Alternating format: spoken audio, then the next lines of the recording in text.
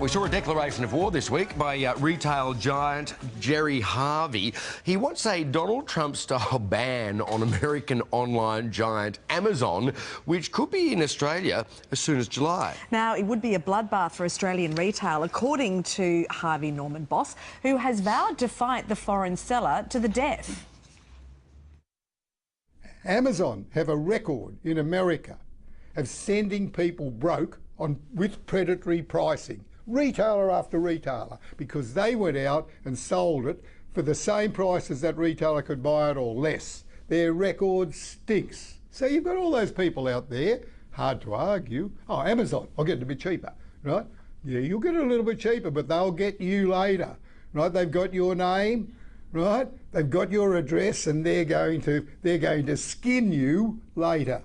Sounds like he's enjoying that prospect. Wow. Meantime, Kmart and Big W are concerned that the new US clothing chain TJ Maxx is opening 35 outlets across Australia this year. Now, that'll be on top of your H&M's and your Zara's. Yeah, and speaking of on top, who will come out on top in this battle? Well, joining us to discuss the future of retail in Australia is our panel of experts, CEO of the National Retail Association, Dominique Lamb, founder of online homewares retailer Top 3 by Design, Terry Winter, and in Melbourne, global futurist Chris Riddell. Morning to you all. Lovely to see you.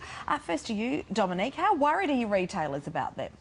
Oh, look, to be honest with you, we've been quite used to having international brands come on board for some time. And what we know about retailers is that they're incredibly innovative and robust. And typically what they will do is really kind of dig deep and come out with some really interesting ideas, even if we get some of these big players. And I think the reality is some of these international brands really misread the way that the Australian market actually functions. So, Terry, I mean, you've got a bit of a foot in each camp in the sense that you've got bricks and mortar stores, you also have a thriving online business, so you're well placed to talk about this. What do you see as the trend, the future direction for retail? I think it's really time that everybody starts to consider bricks and mortar stores and online as different ways to interact with a business rather than different businesses themselves. And I think a lot of the discussions keep coming up because we're trying to separate them. Right, and I think realistically they're different ways for my customers to So how do they work together for your business? I mean, how does Top 3 integrate online and store? Well, all the basic things that we all expect these days, click and collect and being able to pick up in your store, Right. but doing research before you've even come into the store, deciding sort of in advance what you might be after. You can even put things on hold. You can get all of that information ready to go and go into store. I mean, I would imagine for you, Terry, that anything that could potentially rock the boat, particularly in retail that has been suffering, is a bit of a worry. I mean, are you looking at this, you know, a bit nervously? In many ways, no. I mean, in a lot of ways, we've been having international competitors for years. Yeah. Australians are quite happy to shop overseas. Amazon's already been available to Australians for a long time. And the fact that they're coming here is another step, and I don't think that there's any point everybody whinging about it. I think retailers can innovate a lot, like you mentioned as well, Dominic. Yeah. Just quickly before we bring in Chris, Dominique, you know, one of the big problems, of course, with online retail from overseas is the price disparity because they're not subject to local taxes. If Amazon sets up here, presumably their Australian products will be subject to the same taxes and therefore there'll be greater price parity? that's absolutely right. And certainly we've seen moves from the federal government to implement some of the GST on some of those overseas or international online items. But definitely they will really need to compete with our local market, and I think that Australian consumers are quite loyal. And yes, there is always that real excitement when a new brand comes into the market because we've been shopping online with them for years, but that really does settle down after a while, and I just think that they really misread the supply chain. You know, as Terry said, like with you know, postage and all those kinds of things, it's quite difficult, especially with regional Australia. Yeah, right. Chris, let's bring you in now. You're our futurist. What do you think? Do you think that Amazon will be successful here? Do you think that they will struggle with things like just the distances from the major cities?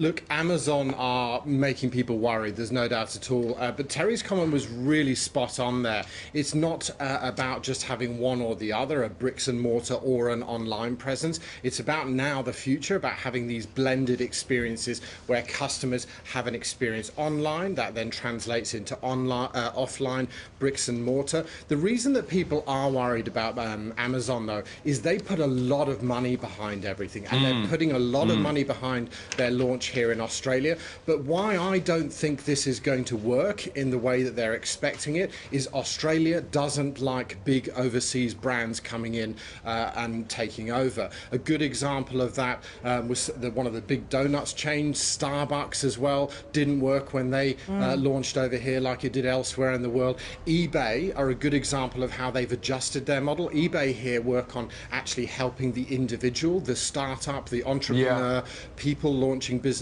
in their home. But what about companies like, you know, for example, Aldi in the supermarket world, or Zara in the clothing retail world? You know, people have really flocked to those, and you know, they do have an enormous market power because of their overseas capital, and they can sort of price things in almost predatory fashion. The retail space within the supermarket is quite different in this sense. Supermarkets, we've had until recently a duopoly between Woolies and Coles, and the likes of Lidl and also Aldi have come in to break that up. This Amazon space is quite different to that. Amazon's probably closest competitor would be that eBay space, and like I say, we don't like big brands coming over here. We've proved that time and time again. We like experiences, and we like them to be really rich here in Australia, and I think bricks and mortar retail has a fantastic future ahead, and we're going to see that continue to grow. Yep, and you've got to, as you say, just put some faith in the fact that people will be loyal. And I know whenever you go into a top 3 by Design store or deal with them online, you know, you get some personal. Yes. know, Well, it helps if your personal product's help. fantastic and your staff are well trained and know what they're talking about. Indeed. Like Top 3. Yes. Look, I'm very glad to hear that you. no one's flipping their wig over this thing. Steady as she goes. Yeah, indeed. Look, I do think that they're going to struggle with all the same difficulties that every retailer here struggles with. So it should make a more even playing field for them. Thanks, Terry. Thanks, Terry. Thank you, Thanks, Dominique. Dominique. Thanks, Chris. Thanks, Lovely guys. to see you.